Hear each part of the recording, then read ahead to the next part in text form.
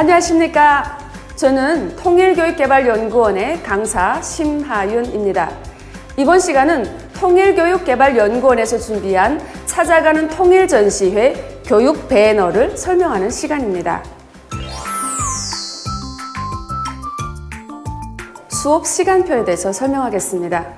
자, 7시 반이면 학교로 등교하는 북한의 시간표. 굉장히 이른 시간에 아이들이 학교 온다는 것을 우리가 알 수 있습니다. 7시 반에 학교 등교해서 30분 정도 독보 시간이 있죠. 자, 이 독보 시간은 무엇을 하는 시간일까요? 우리나라처럼 본인이 읽고 싶은 소설이나 책을 읽는 시간이 아니라 다 함께 온 학급이 딱 하나의 신문 혹은 김부자에 관련해서 쓴 책 함께 읽고 또 같이 듣는 시간, 이 시간이 반드시 30분간 주어집니다. 북한에서는 이 시간을 독보 시간이라고 이야기합니다.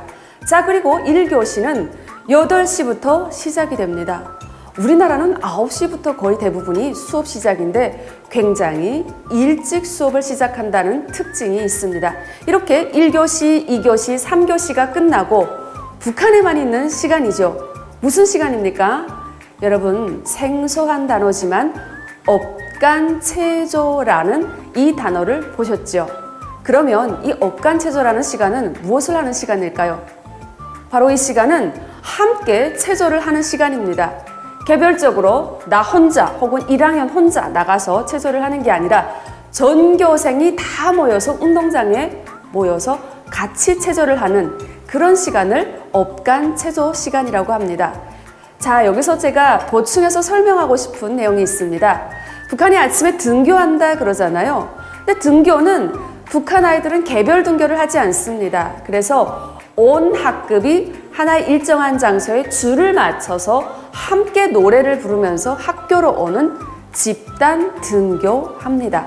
개별 등교는 금지하고요. 이렇게 집단적으로 줄을 맞춰서 오는 집단 등교를 하는 북한 아이들.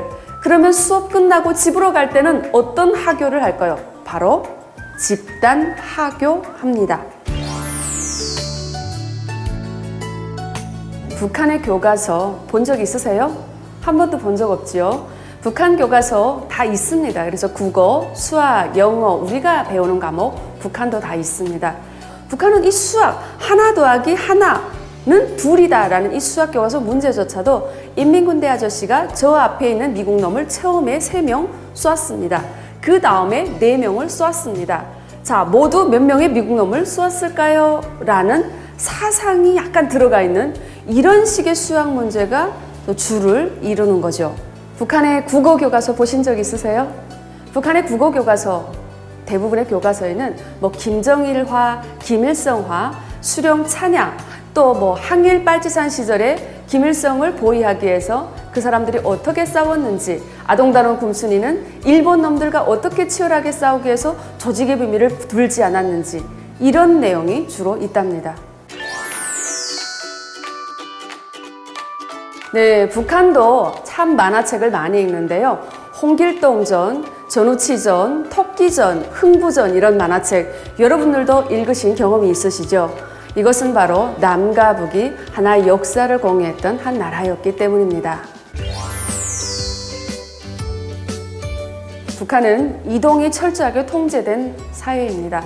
그러다 보니까 지방에 있는 사람은 국가의 승인을 받지 못하면 수도 평양으로 이동할 수 없습니다. 하여 대한민국에 탈북한 많은 사람들이 거의 대부분이 나는 한 번도 평양에 가본 적이 없습니다 라고 이야기한답니다. 여러분들 방송 매체를 통해서 평양 같은 경우에는 굉장히 고층 건물도 많이 있고 근사하게 보이잖아요. 저기는 저런데요? 자, 그런데 이렇게 오른쪽 사진을 보면 지방 같은 경우에는 그런 고층 건물 비슷한 건물도 없습니다. 굉장히 낙후해 보입니다. 또한 평양에 있는 아이들은 물놀이장에 가서 재미있게 놀 수 있지만 지방은 물놀이장 비슷한 것조차 없습니다. 너무 지방과 평양의 차이가 극명합니다. 이렇게 북한이라는 사회는 타 지역에서 또 다른 지역으로 이동하는 것조차도 엄격하게 금지되어 있는 이동이 철저히 금지된 사회다라는 것을 여러분들이 아셨으면 좋겠습니다. 북한도 일본이 독도를 자기네 땅이라고 우기는 것을 굉장히 싫어합니다. 독도가 북한 땅이냐, 일본 땅이냐, 한국 땅이냐 이것이 중요하다고 하는 게 아니라 북한 입장에서는 독도는 우리 땅이다라고 이야기합니다. 그래서 북한은 독도 관련한 우표를 매해 정기적으로 발행하고 있습니다. 여러분 6.25 전쟁에 대해서 다 아시죠? 6.25 전쟁은 1950년 6월 25일부터 1953년 7월 27일까지 약 3년간 치렀던 정말 처참한 전쟁이었습니다. 이 전쟁 당시 대한민국 국군은 18만 명, 북한군은 52만 명, 중국군은 90만 명, 그리고 민간인은 약 99만 명이 죽었습니다. 이 6.25 전쟁은 북한이 남한을 침공한 남침입니다. 이 분단과 전쟁으로 수많은 이산가족이 만들어졌습니다.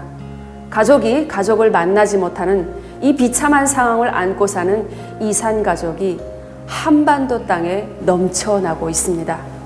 이 사람들이 살아가야 될 날은 얼마 남지 않았습니다. 그런데 여러분, 가족이란 무엇입니까? 서로 안부를 묻고 전화통화하고 만나고 싶을 때 만나야 되는 것이 가족이 아닙니까? 이산가족들은 이 가족임에도 불구하고 서로 어떻게 지내는지 안부조차 물을 수 없다는 이 분단의 현실을 어떻게 생각하십니까? 남한도 북한도 나라를 만드는 이야기를 단군 신화로 생각합니다. 북한은 1993년 단군릉을 개발했으며 1995년부터 개천절을 셌습니다. 그 개천절을 세는 10월 3일이 한국의 10월 3일과 똑같다는 거죠. 북한에서 민족 의상은 무엇인지 아십니까? 바로 한복입니다. 북한식 표현으로 이야기하면 조선 옷이 됩니다. 중국은 치파오, 일본은 기모노를 입습니다. 그런데 북한과 우리가 한복을 입습니다. 그것은 남과 북, 우리가 한 민족이기 때문에 가능한 일입니다. 북한에는 굉장히 많은 지하 자원이 매장되어 있는 거 여러분 아시죠? 북한에는 철이 약 30억 톤이 매장되어 있어서 남한의 149배, 금은 1,500톤, 남한의 50배, 우라늄은 세계 1위입니다. 세계 2위 호주와 비교했을 때 2배가 많은 곳이 바로 북한입니다. 마그네사이트 매장량은 전 세계 1위이며 또 전 세계 매장량의 50%가 바로 북한에 있다고 하죠. 통일 비용은 176조 정도가 든다고 하는데요. 대한민국의 발전된 기술과 또 북한의 노동력과 이런 자원이 만났을 때 우리나라의 수익은 248조가 되겠습니다. 결국 통일 이익은 72조라는 말이죠.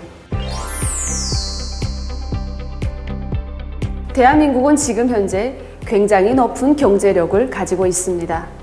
한국경제원이 발표한 자료에 의하면 통일 대한민국 2050년이 된다면, 통일이 된다면 남한과 북한의 경제가 합쳐진 그때 대한민국의 상황은 전 세계 경쟁력 7위까지 올라설 수 있다는 발표가 있었습니다.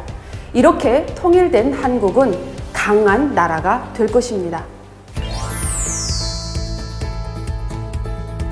우리나라는 이 휴전선을 중심에 두고 남과 북이 총뿌리를 겨누고 서로 대치되고 있는 상황에 놓여 있습니다.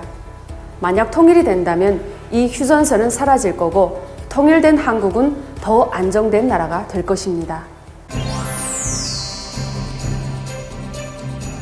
2018년도에 남과 북이 평창 올림픽 공동 입장을 냈으며 남북 단일팀 경기도 했습니다.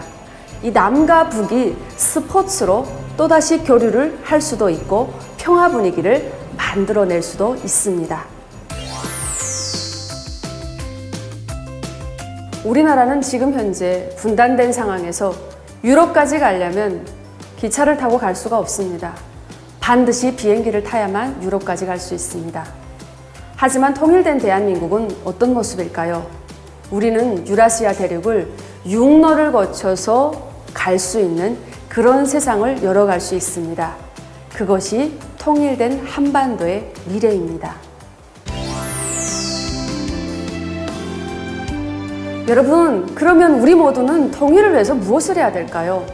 여러분들은 통일의 씨앗이라는 확신을 가지고 여러분들이 하는 공부, 학업에 매진하시면 됩니다. 우리 모두가 원하면 통일은 이루어진다. 다가올 미래를 두려워하지 말고 통일을 준비하자. 이런 마음으로 여러분들이 북한에 대한 관심을 가지면 좋겠습니다.